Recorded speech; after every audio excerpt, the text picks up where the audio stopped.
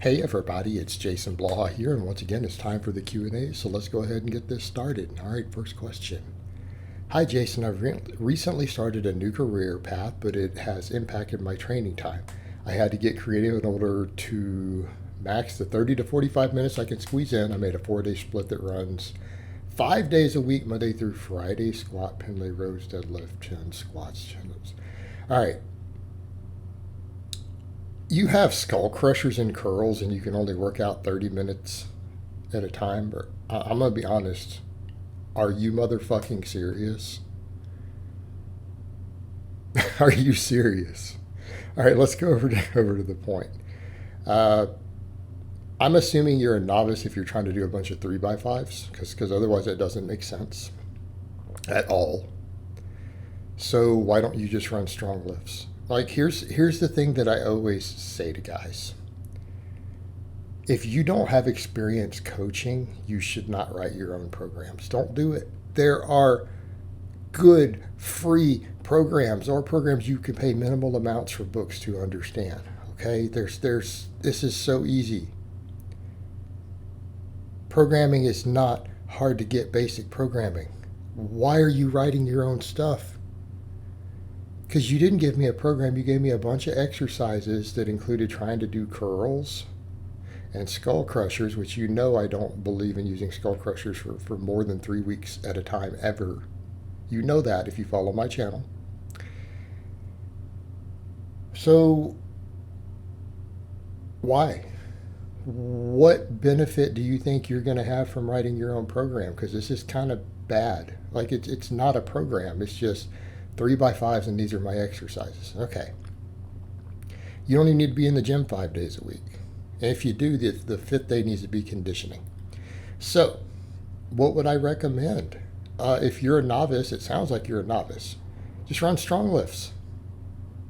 That's it, you're done. Go in and just run strong lifts 3 days a week. Do some conditioning or GPP on the other 2 days. Done. You can squeeze out strong lifts in 30 to 45 minutes. You keep the rest time short. All right, it can be done.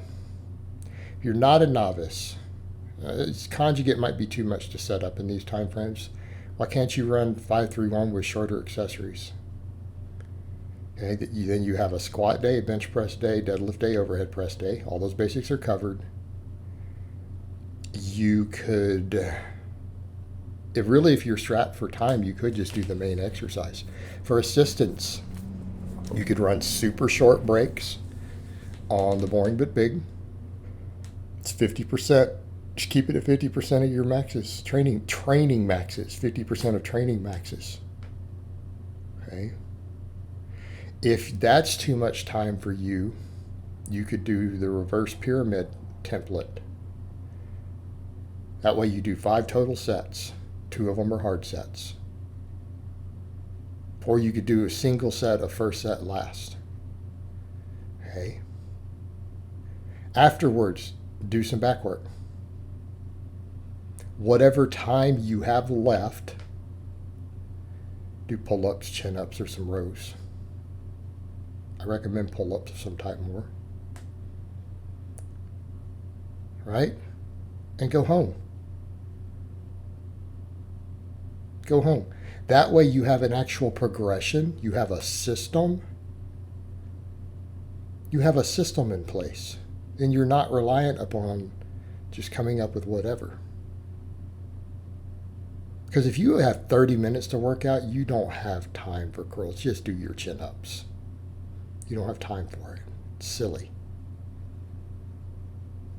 All right, next question. How effective is it to have huge gaps while doing your sets, i.e. doing one set, doing something else for 15 to 30 minutes, doing another set, especially for folks who work from home and want to squeeze in a workout during their work hours? Thanks. This has gotten pretty common today. All right, we are in the era where home gyms and working from home are far more common than they were 3 or 4 years ago. Something I deal with as a coach. Look at how many of my clients train at home. Some of them work from home. Some of those clients you see training at home work from home. At least a couple of them do in my vlogs. I have plenty of clients who do that who don't vlog. How effective is it? It's fine. We could argue that the better work density will help get you in better conditioning. And I want to be clear there. Better conditioning, yeah. Doesn't build more muscle or strength. It's not going to build any more muscle or strength, really.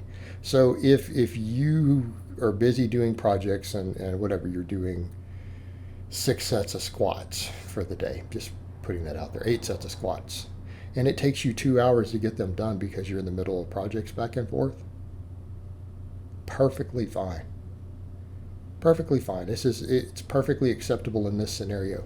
The reason we do some of the rest periods and stuff that we do for certain things is sometimes conditioning related, but more often it's because most people have lives and careers outside of the gym.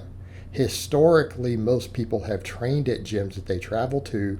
They've set aside an hour or 2 hours or whatever to train, and then they leave. Many people don't have even 2 hours to chill at the gym and then do, other stuff, because then they've got to travel, clean up everything else, right? So that has created the way that many of us train. This has also created the belief system that people have that there are some sort of necessarily hypertrophic benefits. Probably not. We could argue with submaximal work that, okay, more metabolic fatigue could, in theory, from the higher work density, create more hypertrophy. I don't believe it actually does.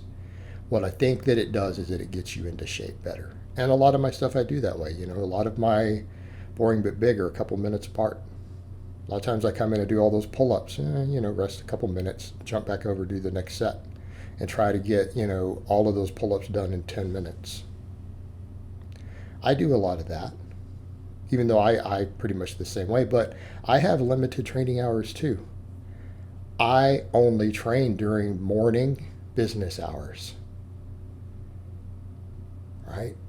Because I train at home and I do have neighbors. I only train during times where it's going to be extremely noisy outside already, so that there is no reason ever for anyone to be disturbed by what I do. But it still gives me hours. I have literally, if I were to even use that rule, I have a 5-hour window to finish a workout.